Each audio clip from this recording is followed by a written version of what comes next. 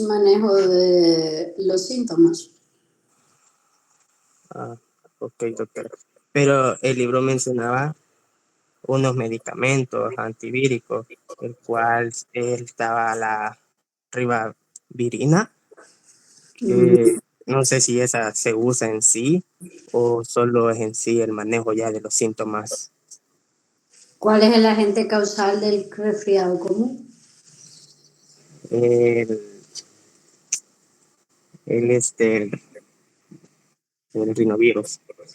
¿Y la ribavirina a qué le pega?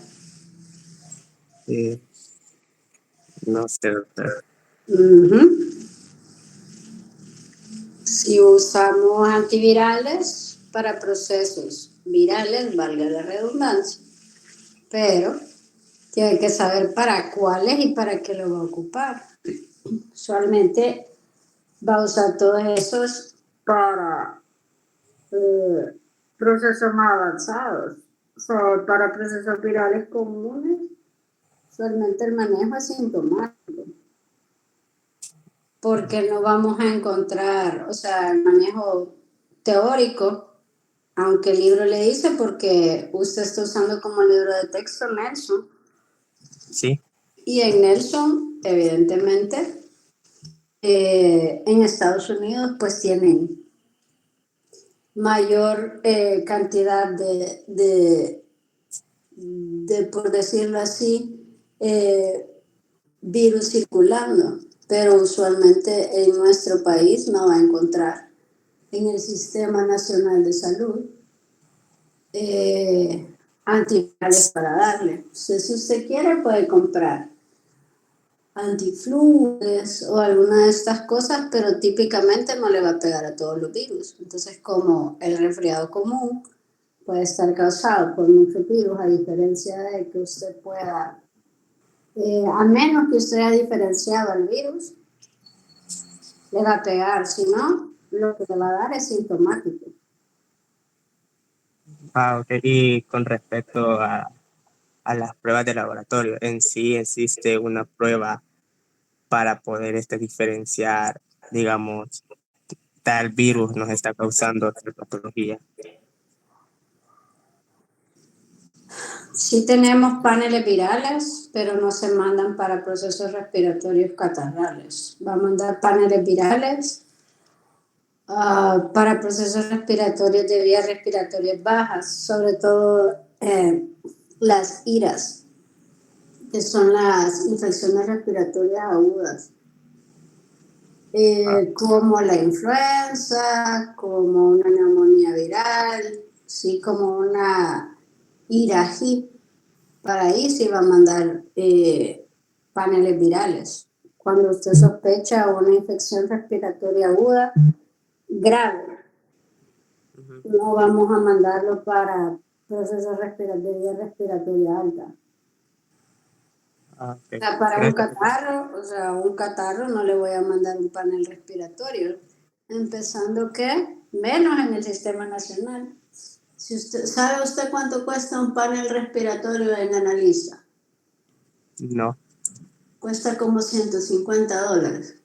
Va a mandarle a un catarro común, usted va a pagar usted porque usted quiere saber qué virus tiene si tiene un catarro que se va a curar en 4 días.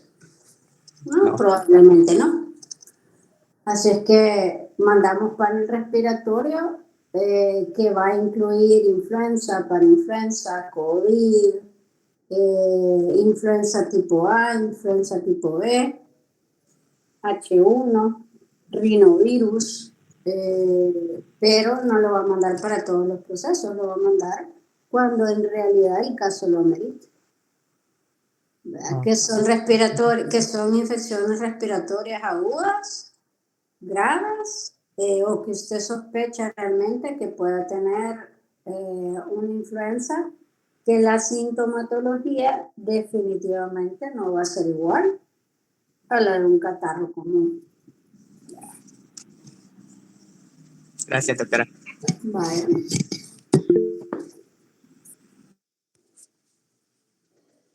¿Alguna otra pregunta?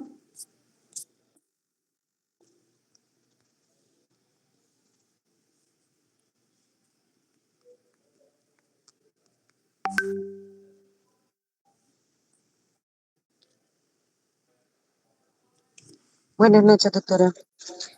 Ujú. Yo tengo una duda. ¿Cómo puedo diferenciar una infección respiratoria viral de una bacteriana?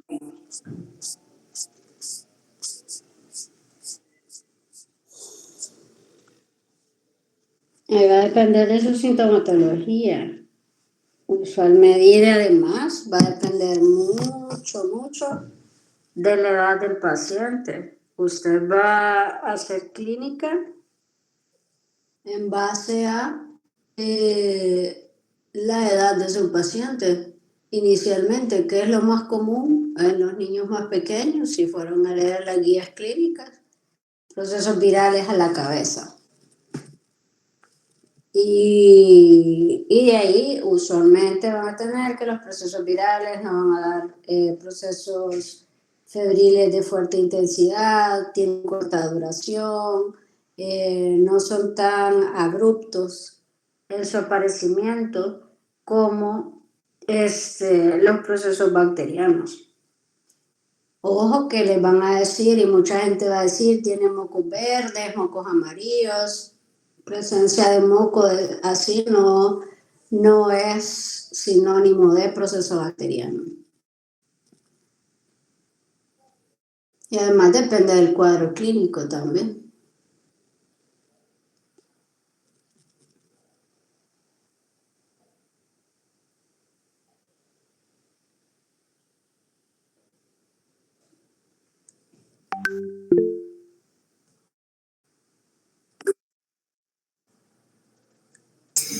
Yo tengo una duda, doctora. En el caso que, bueno, el libro dice que no se recomiendan tratamientos orales para lactantes o niños menores de 6 años. En ese caso, en el resfriado común, ¿qué tratamiento sería para ellos?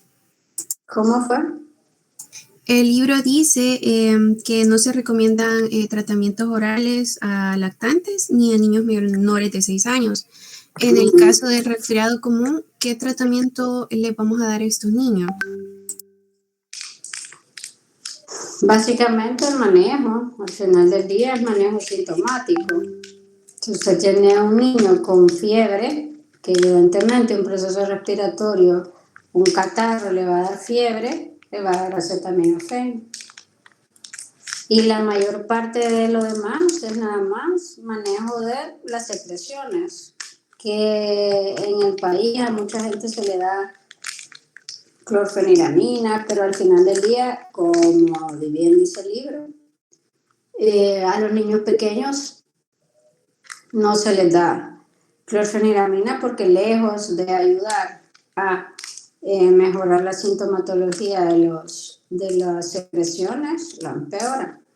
Entonces usted lo que hace es hidratar bien a su paciente, pedirle a la mamá que le movilice bien las secreciones y en todo caso acetaminofén. Pero no hay mayor manejo de que le vaya a dar algún antiviral o algún otro medicamento que esté diseñado para eso. Movilización de secreciones, humidificación de secreciones, limpiarle la nariz y en todo caso acetaminofén para el malestar general, la fiebre, dolor de cabeza, pero nada más. Gracias, doctora.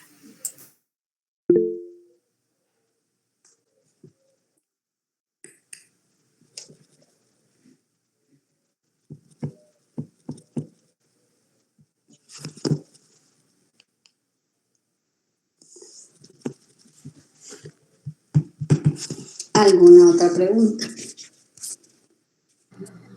Buenas noches, doctora. Respecto yo también tenía una duda con respecto al catarro común. Menciona en el libro que en el tratamiento de soporte para la rinorrea recomienda los antihistamínicos, los cuales, según como usted acaba de mencionar también, yo sé que tienen ciertas, digámoslo así, efectos negativos por el efecto psicolinérgico que va a respetar, digamos, el tracto respiratorio. Entonces, ¿en qué casos sí se va a indicar el antihistamínico? Porque como usted mencionaba, a veces puede empeorar más el cuadro. Entonces, no sé en qué casos sí está. En niños grandes, mayores de 6 años, mayores de 5 años, pues típicamente está indicado que lo puede dar. Pero volvemos a lo mismo. Ahí va a depender mucho de la sintomatología y de la clínica del paciente. Porque si el paciente típicamente puede tener un poquito de moquito, pero no tiene mayor cosa y solo tiene fiebre y malestar, no hay mayor cosa que le vaya a dar. Entonces simplemente le ayuda a movilizar las secreciones, aun y cuando el niño sea grande, porque muchas veces lo que más retarda que mejoren es que no se suenan bien y no mueven bien las secreciones. Entonces, básicamente debería de movilizar bien eso y ayudarle a que se limpie y se suene bien.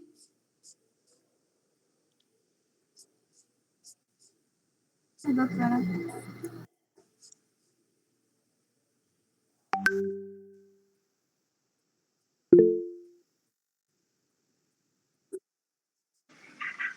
Buenas noches, doctora. Tengo una pregunta. Ujú. Es acerca de los manejos farmacológicos. Por acá se lo escribí en el chat. Bueno, yo veo que a veces en el hospital, no sé, cambia bastante, digamos, el manejo. Entonces, que a unos le dan una cosa, que a otros otra, dependiendo de lo que haya, digamos. Pero, digamos, solo como un recap, ¿cuál es el manejo estándar para el CRUP y para las neumonías, tanto viral como bacteriana? Y si hay alguna consideración especial para el COVID. ¿Cuál es el manejo del CRUP?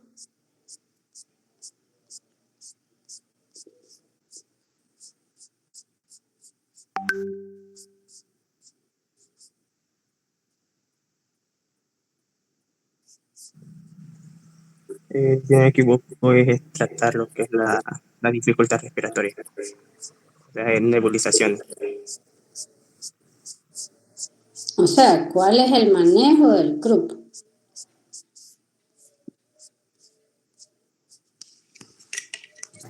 Más que todo con respecto al manejo de las secreciones, doctora, y también la hidratación, si no me recuerdo. No, porque el punto acá es que me están diciendo que el manejo varía dependiendo de quién lo vea y de quién lo haga. El manejo del CRUP mismo lo deberían, si ustedes oyen que lo manejan diferente en la unidad de salud, es porque no saben. O porque ustedes lo van a manejar diferente, es porque no saben. El manejo del CRUP ya está establecido. El manejo de metasona, doctora. No. Puede dar esteroide inhalado, pero dependiendo de su paciente, igual le va a poner esteroide venoso. Si no tiene, le puede dar igual esteroide tomado. Van a ir a leerlo, porque eso se supone que lo deberían de haber ido a leer. Porque me están diciendo que el manejo varía dependiendo de quién lo dé, pero vayan a preguntarle a cualquiera de los residentes y le van a decir el mismo manejo. Lo que sucede es que les estoy preguntando que cómo se maneja, pero no sabe. Entonces, ¿cómo me van a decir? Díganme cuáles son los diferentes manejos que han visto para entonces decirles, pero no saben ni siquiera cuál es el manejo estándar, y eso está en las guías clínicas de pediatría. Doctora, varía dependiendo del nivel de gravedad. Porque en la guía clínica menciona, o sea, que se puede tratar dependiendo si es leve, moderado, grave, o si hay una falla respiratoria. Y el leve, pues, sería con dexametasona, si no me recuerdo.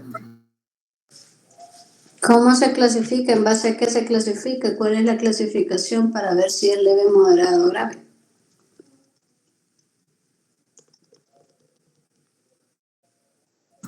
Hay una escala que varía, o sea, dependiendo de la sintomatología del paciente, se va clasificando, dándose una puntuación. Por eso, ¿cuál es la escala? La escala de Western. De Western.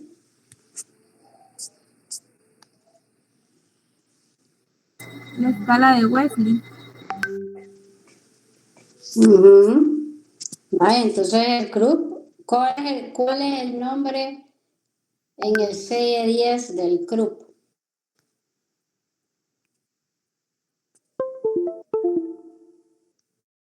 Laringotranqueobronquitis. No.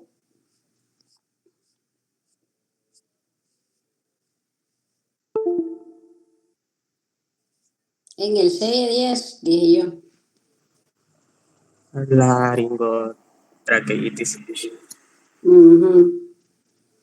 Y hay dos escalas para clasificarla, que están igual, las dos están en la guía clínica. Está la escala de Wesley y la escala de Taussig. La que más ocupamos es la escala de Wesley porque al final del día es un poco más rápida y más fácil. Pero el manejo al final del día, nebulizaciones según los estándares internacionales debería de ser con epinefrina racémica, pero nosotros no tenemos, solo tenemos epinefrina normal. Entonces se utiliza epinefrina normal para hacer las nebulizaciones. Con eso mejora un montón el paciente y puede usar dexametasona a dosis de 0.6 miligramos por kilo en dosis única. ¿Sí? Dosis máxima puede ser 16 miligramos al día. Esa es la dosis máxima. Y de ahí, si el paciente igual no tiene mayor complicación, no tienen, por ejemplo, dexametasona, pueden iniciar esteroide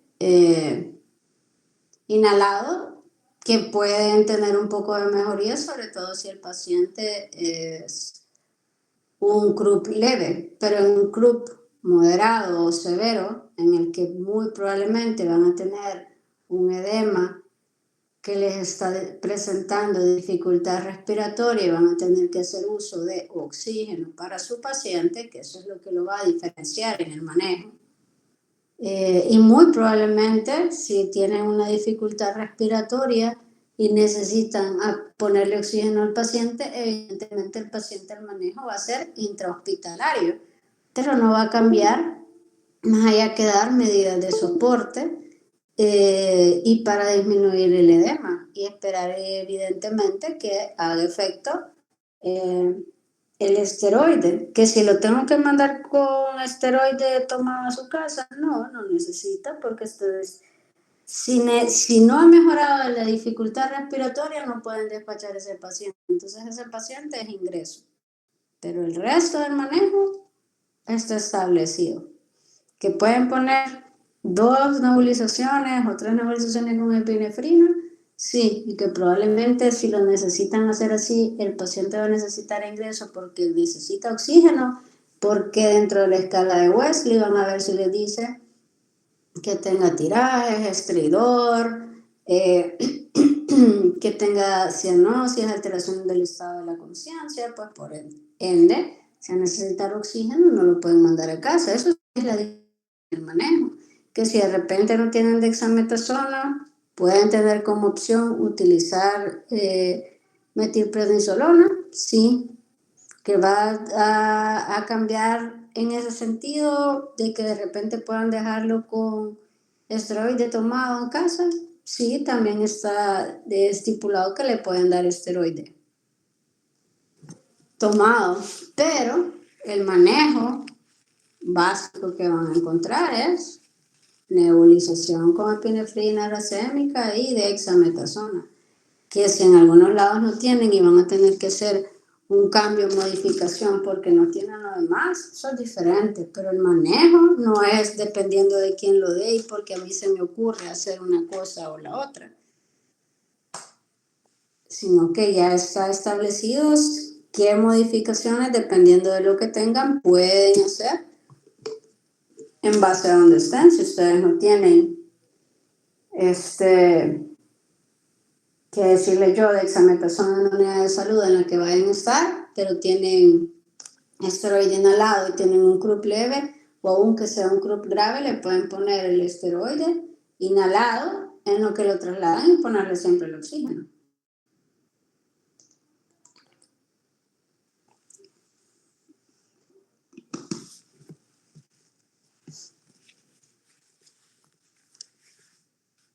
¿Alguna otra pregunta?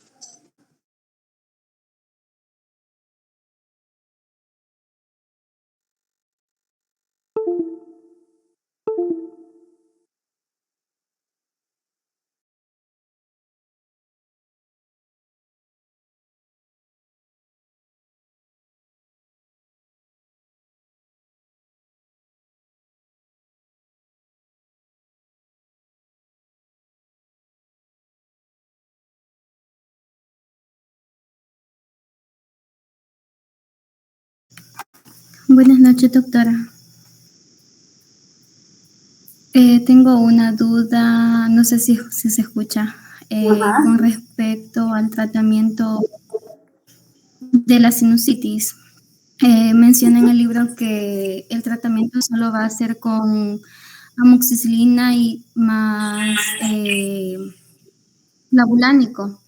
Y en otros pacientes que no tengan, como que tengan un mal cumplimiento terapéutico, se puede dar ceftriaxona. Pero también mencionaba la citromicina. Esta no es recomendable darla en los niños, ¿verdad? ¿Por qué? ¿Por qué no es recomendable darle a los niños?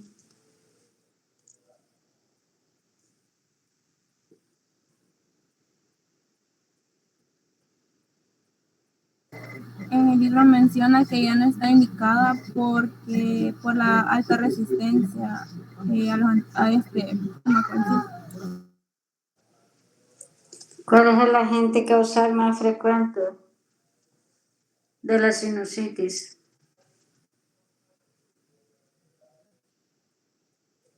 Estreptococcus pneumoniae.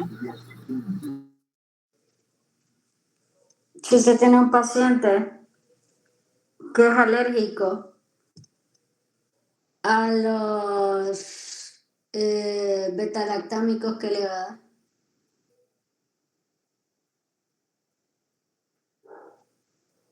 Pues cuando se dan pues, la citromicina, claritromicina.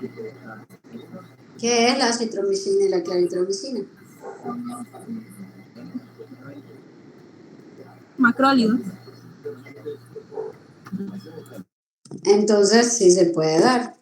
Ustedes tienen, vuelvo y les repito, esto ya se lo he dicho a todos ustedes, tienen que tener lectura crítica. ¿Por qué? Porque nosotros estamos hablando de que tenemos una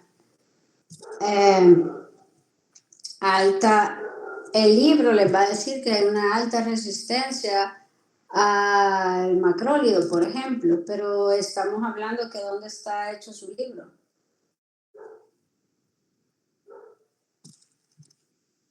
En Estados Unidos. Exactamente. Entonces, nosotros ahorita lo que estamos haciendo es tratando nuestra resistencia y nuestro cubo bacteriológico es diferente. El cubo bacteriológico de cada lugar es diferente.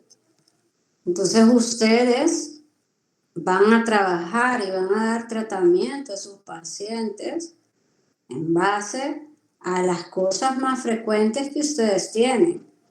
Si ustedes le van a preguntar en Estados Unidos si lo primero que van a pensar cuando tienen un paciente con 3 días de fiebre es dengue, muy probablemente les van a decir que no. ¿Por qué? Porque ellos no tienen dengue endémico, a diferencia de nosotros que somos un país con país que tiene dengue endémicamente y que yo voy a tener dengue desde enero 1 hasta enero 1 del siguiente año, independientemente de la época.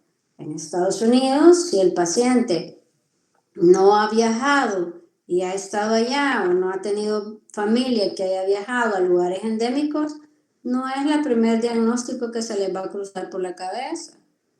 ¿Por qué? Porque no lo tienen.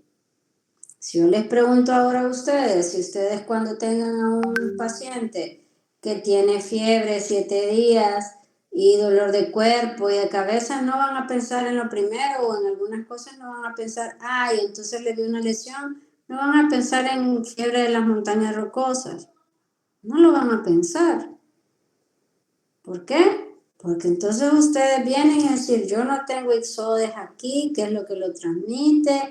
Entonces tampoco voy a tener ninguno de los agentes, ni tengo dónde han ido a pasar. Entonces, ¿cómo se le va a pasar? Y voy a pensar en enfermedad de las montañas rocosas. Van a pensar y van a ir en Estados Unidos, en ciertas zonas donde sí es más frecuente, porque está la garrapata en los animales, ¿a dónde están? Entonces ellos van a pensar que es mucho más frecuente que lo que ustedes van a pensar. Evidentemente, la patología existe, pero cada área geográfica tiene ciertas patologías que son endémicas y por lo mismo los cubos bacteriológicos son diferentes. Que si nosotros aquí estamos teniendo una alta tasa de resistencia, sí, pero ¿por qué es también? Porque estamos dando medicamento antibiótico cuando no se requiere y porque la gente se está automedicando igual. Entonces, que si tengo una alta resistencia, claro, porque estoy teniendo cultivos que están saliendo con una alta tasa de resistencia. Pero eso no quiere decir que no le voy a dar. Los macrólidos son la opción terapéutica secundaria a un proceso de vías respiratorias o de algún otro tipo cuando a veces, siempre y cuando el agente causal que yo estoy sospechando sea sensible a el macrólido. Si tengo una alergia a los betalactámicos, si tengo alergia nada más a las penicilinas, puedo utilizar como segunda línea la cefalosporina. Pero si el paciente es alérgico en general a los beta-lactámicos, que va a incluir todo el grupo, incluido la cefalosporina, pues evidentemente no puedo utilizarla. Entonces tengo que hacer uso de otros fármacos. A la cabeza va a ir los macrólidos. Pero todo va a depender igual de sus agentes causales y de su paciente. Pero no es que no se pueda utilizar, porque si no, no saliera usted cuál es el manejo de la neumonía típica.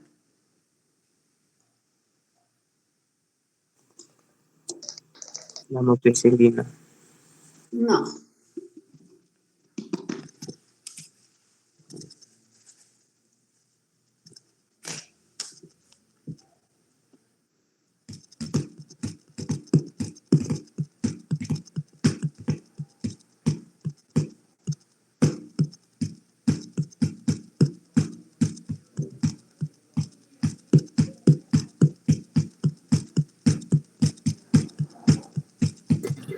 Con acitromicina, doctor.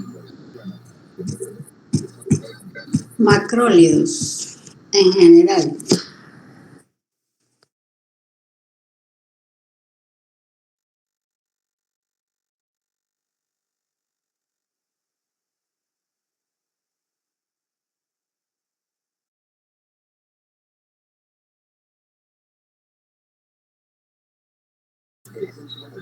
Doctora, ¿será que una sinusitis, digamos, complicada nos puede dar una meningitis?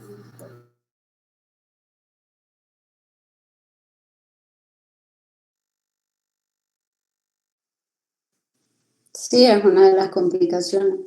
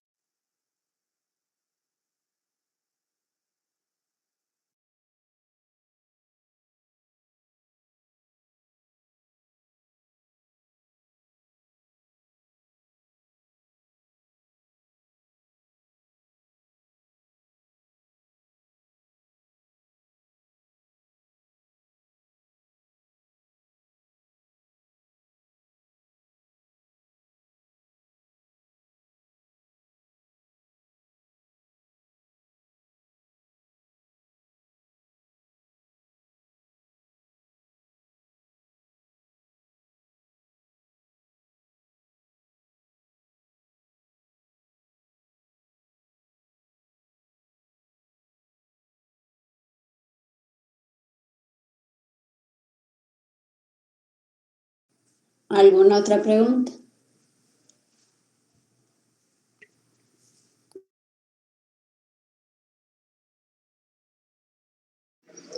Sí, doctora, con el manejo del COVID, manejo farmacológico, este, ¿cuál es? Yo he visto que buscan bastantes alternativas en cuanto a los esteroides, pero ¿cuál es el esteroide más seguro?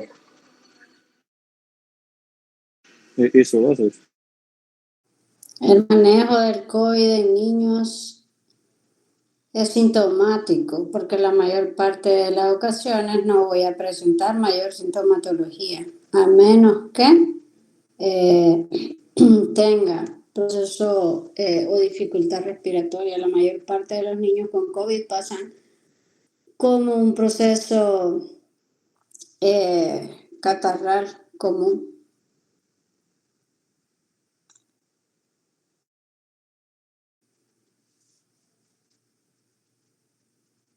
De hecho, el manejo real y último del COVID depende mucho porque la respuesta, las complicaciones que va a presentar va a depender más de la respuesta del huésped a la infección que de la infección per se.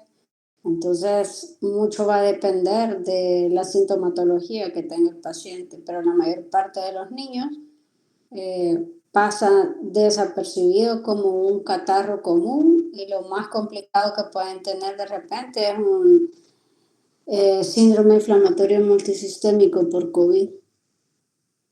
Que sí hay niños que se han complicado, sí, pero no son la gran mayoría y actualmente pasa más como un catarro y va a depender nuevamente el manejo de la sintomatología y de la clínica del paciente. No hay una receta de cocina que vaya a ser para darle el manejo al COVID.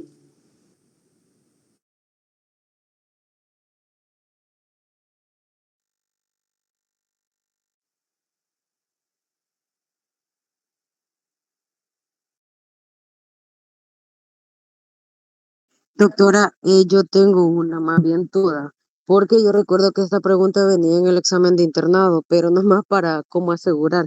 El virus principal causante de resfriados es el rinovirus, o estoy equivocada.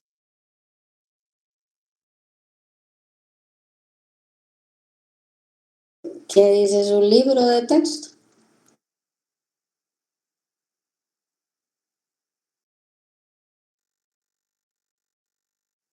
Pues rinovirus, si no mal recuerdo.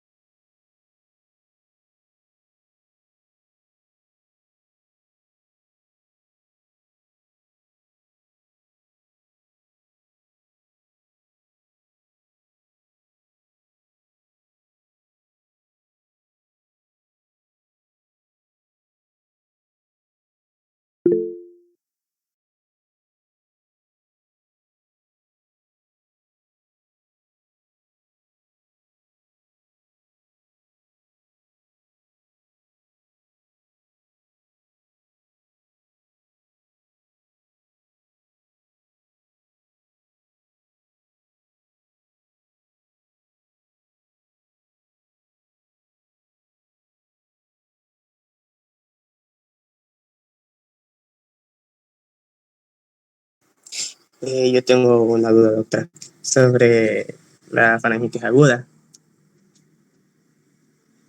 Eh, en el caso de la faringitis aguda, la escarlatina siempre la vamos a ver en las infecciones por estreptococos.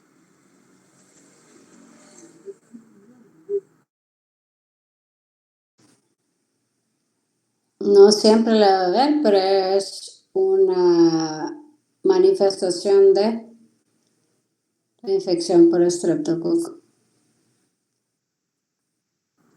pero no importa el tipo de estreptococo que sea, ya sea A o B. Sí, influye. Porque dependiendo del tipo de estreptococo que tenga, va a tener las manifestaciones.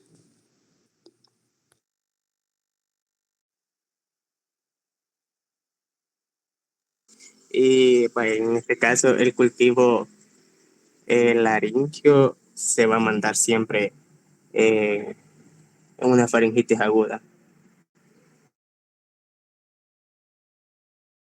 No, porque puedo tener faringitis agudas virales y no necesito hacer cultivo. Pero vaya, para diferenciar las virales de las infecciosas, tenemos que ver las placas en la faringe.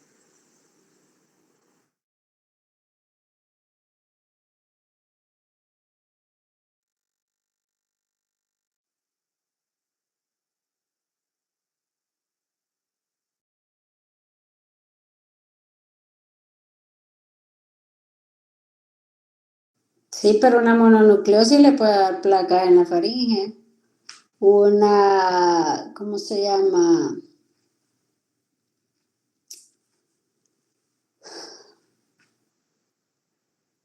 Infección por, se me ha ido ahorita el agente causal, pero me acordar, difteria le puede dar placas. Volvemos a lo mismo, la clínica es importante.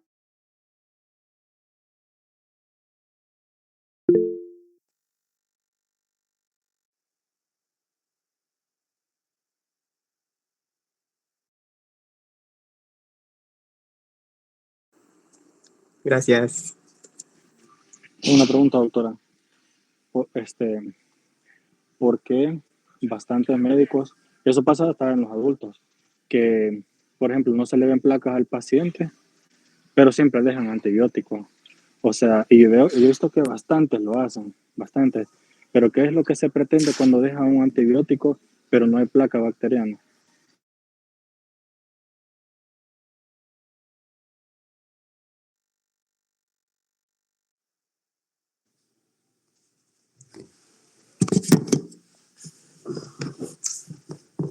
No sé qué contestarle a su pregunta porque es como que yo le esté preguntando a usted ahorita que va a ir al año social, que si sabe manejar un catarro común.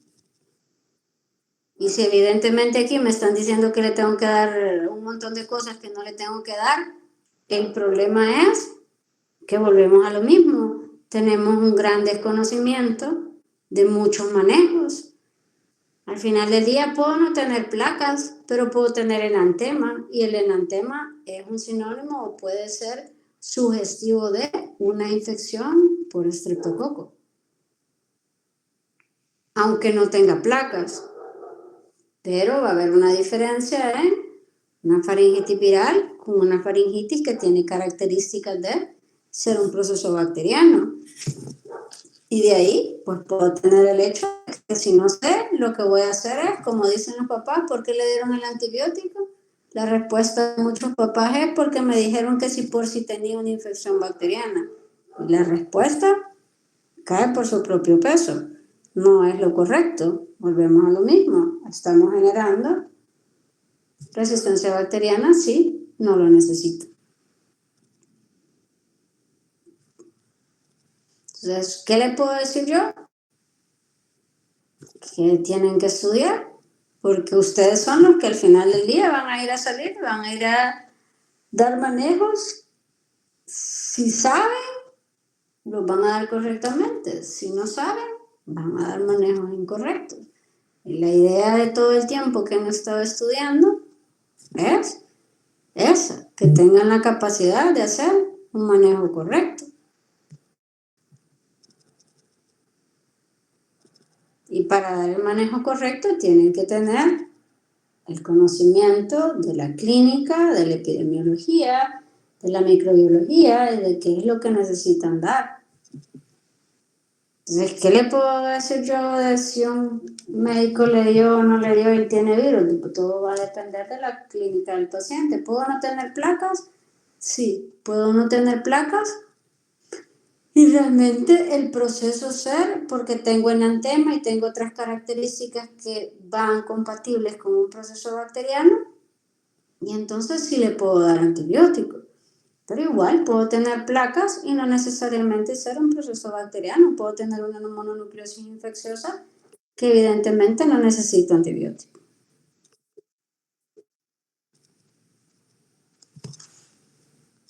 ¿Alguna otra pregunta?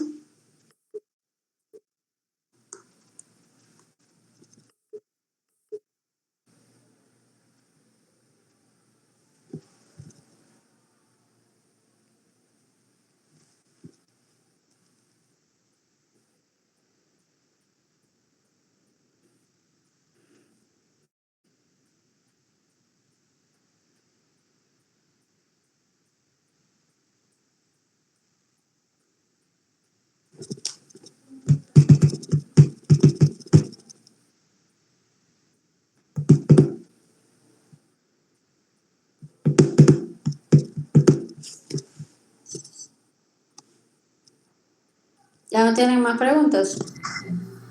Doctora, para diferenciar de la mononucleosis con la faringitis, menciona el libro que se utiliza los criterios de Mark Isaac. Solamente con estos criterios podríamos, digamos, diferenciar de estas dos patologías.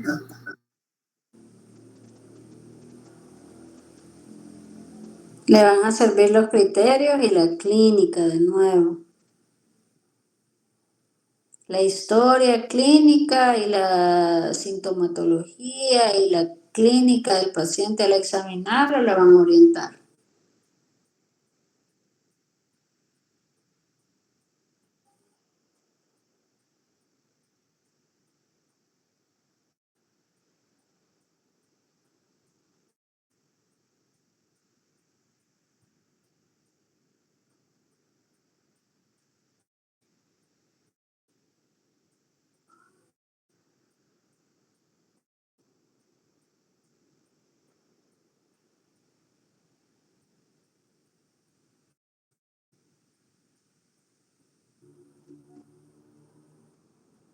¿Alguna otra pregunta?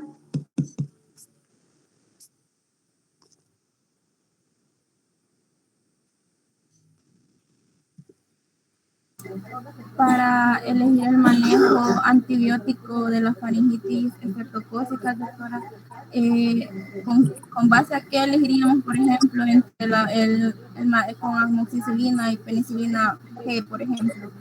¿Sería por la conveniencia para el paciente o qué otros factores podrían influir?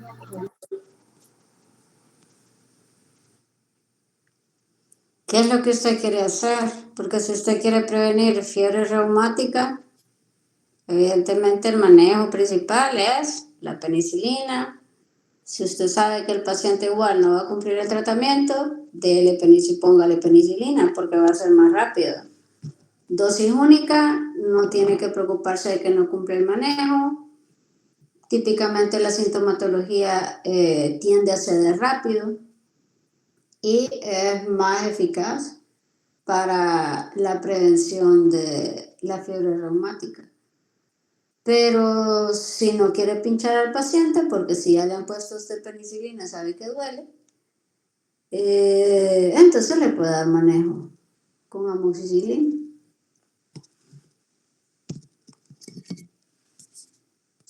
En el caso de los pacientes alérgicos, entonces, digamos, utilizaríamos, por ejemplo, acitromicina, debido a que es menor la duración del tratamiento y las veces que se usa el fármaco.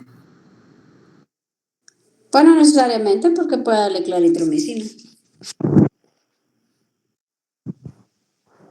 Gracias.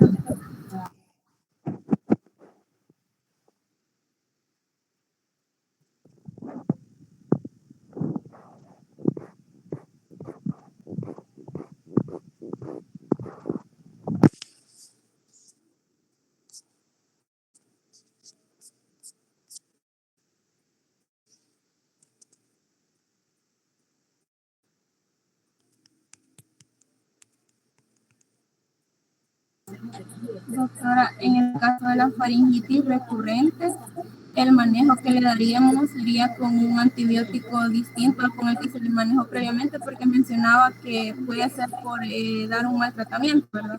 Y también, o sea, menciona la amigdalectomía, que podríamos utilizar para, digamos, como parámetro, sería de que tenga mucha recurrencia, digamos, para hacer la amigdalectomía. ¿Cómo? O sea, que menciona que la faringitis recurrente puede estar causada, digamos, por dar un mal manejo con los antibióticos o resistencia, por ejemplo, a los macrólicos. En ese caso, seguiríamos con un antibiótico distinto, en el caso de que no se haya dado el antibiótico correcto, o si ya, o sea, sigue resistiendo mucho, iríamos a la amigdalectomía. La amigdalectomía tiene indicaciones específicas para hacerlo. No es que voy a ir a hacer porque a mí se me ocurrió.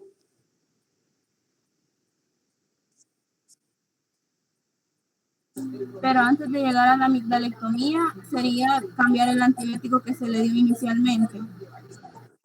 Si la dosis estaba correcta, puede ser igual un cultivo, porque puede ser que el microorganismo sea resistente.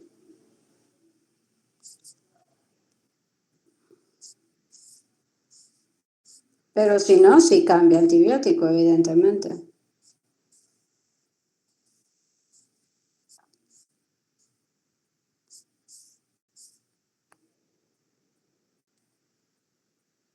Gracias, doctor.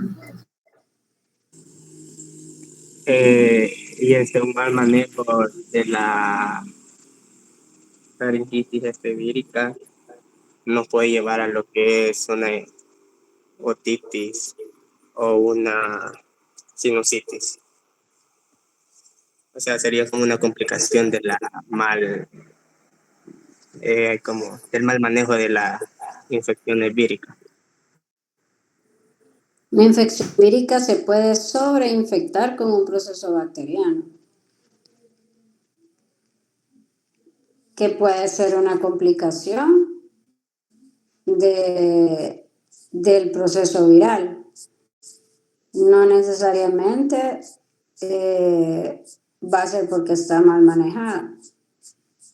Porque usted puede haber dado todo, si el niño hizo mal manejo de secreciones, puede sobreinfectarse y darle una otitis. Y según los últimos lineamientos y la última guía, si ustedes leen la bibliografía, les va a decir que no necesariamente debo de dar para las otitis antibiótico, aun y cuando sospeche que pueda ser bacteriano, que puedo dar manejo sintomático y nada más para el dolor. Gracias, doctora.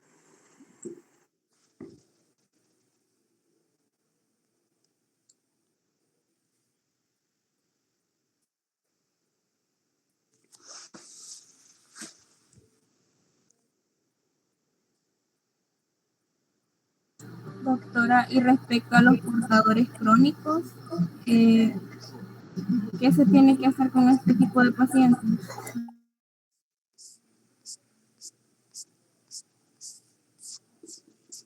Ahí va a depender porque si no tienen síntomas no necesariamente tengo que darles tratamiento.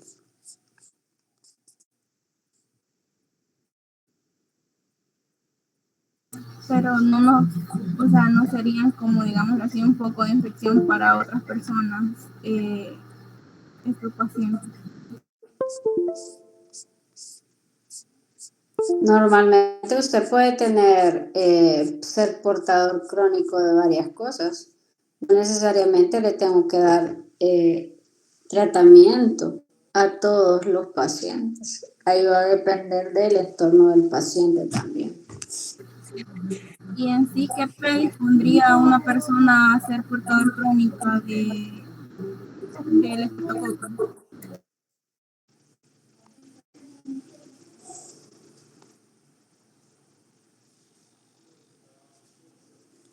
Depende mucho del sistema inmune del paciente para poder erradicar el microorganismo.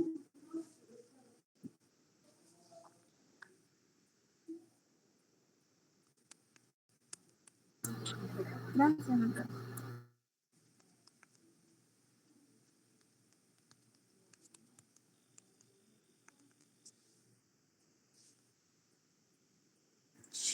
La enfermedad de la Nier, la podemos observar también en niños o solo en adolescentes. Más frecuente en adolescentes.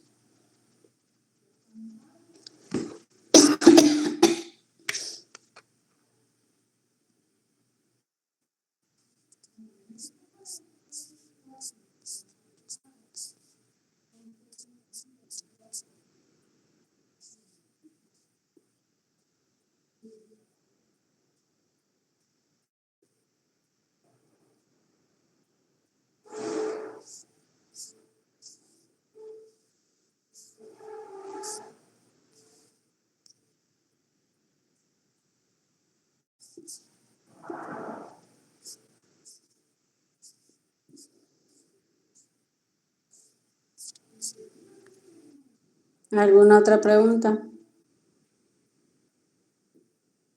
Doctora, la enfermedad de la Nier puede, digamos, predisponer a que se dé un choque séptico.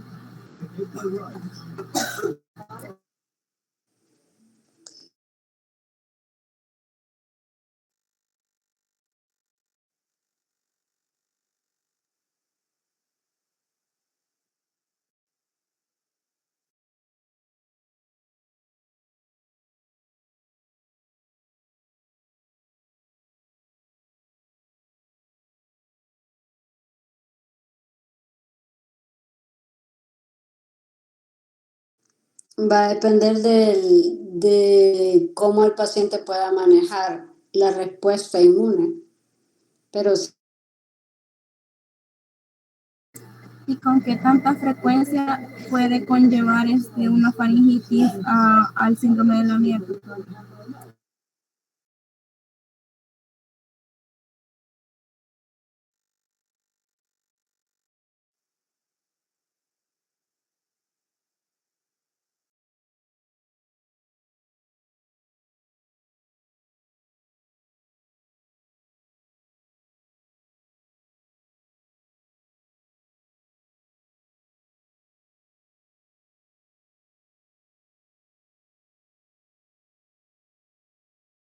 no es tan frecuente.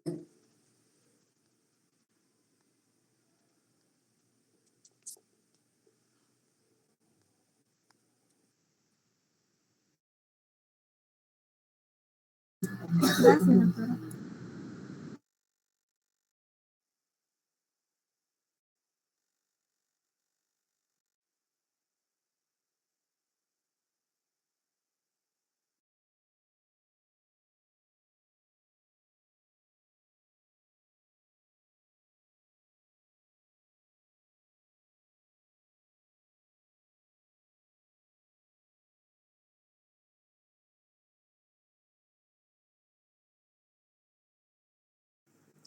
Yo tengo una duda sobre las neoplasias amigdalinas. En este caso, ¿cuál es el manejo que se le da? ¿De qué dijo? De las neoplasias amigdalinas. Va a depender del tipo de neoplasia que es y por eso lo manda ¿cómo se llama? A donde el especialista para que valore, porque muchas veces puede necesitar radioterapia o, ¿cómo se llama? Y resección, o va a depender también si va a necesitar quimioterapia. Eso es dependiente de el tipo de patología que tenga, y el oncólogo es al final del día el que va a decidir cuál va a ser el manejo más apropiado dependiendo de la sintomatología y el tipo de agente o ¿cómo se llama? O proceso oncológico que tenga.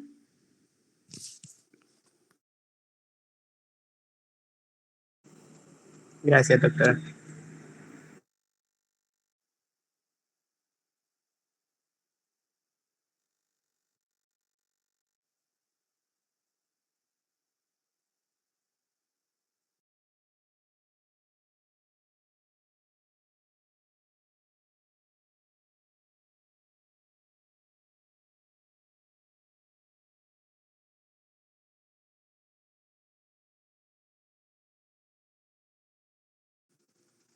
¿Alguna otra pregunta?